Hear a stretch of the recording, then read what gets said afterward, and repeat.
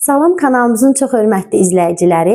Bugün də qarşınıza çox maraqlı bir mövzu ilə gəlmişəm. Lövhədə yazdığım misallara nəzər yetirək. Düşmənimiz qorxaqdır, bayrağı qaldıran o igiddir. Burada sifətlərə diqqət yetirəcəyik. Baxaq görək buradakı sifətlər isimləşibmi?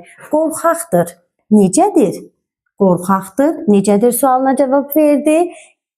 Bayrağı qaldıran o igiddir. Kimdir? O igiddir. Burada isə sifət kimdir sualına cavab verdi.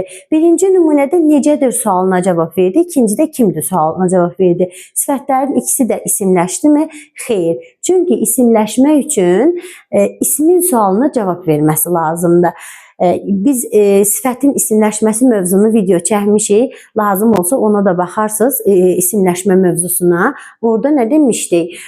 Demişdik ki, sifət isimləşərkən ismin qrammatik şəkilçilərini götürür, xüsusiyyətlərini götürür eyni zamanda. Yəni ismin sualına cavab versə belə kifayət eləyir ki, o isimləşsin. Yəni qrammatik şəkilçilərini götürməyə də bilər. Yalnız sualına cavab verməsi elə onun isimləşməsi deməkdir.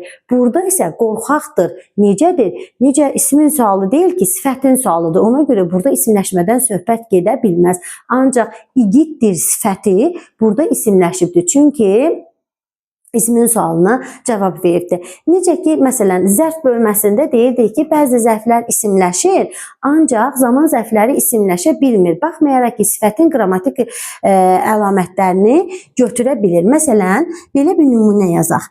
Axşamlar soyuq olur.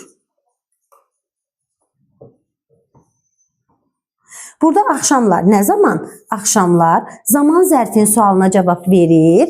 Ancaq ismin qrammatik şəkilçisi olan cəm şəkilçisini götürübdür. Buna baxmayaraq o isimləşə bilməyibdir. Niyə? Çünki sualını, zaman zərfinin sualını özündə saxlayıbdır. İsmin sualını götürməyibdir. Yəni isimləşməsi üçün ismin sualını götürməsi mütləqdir.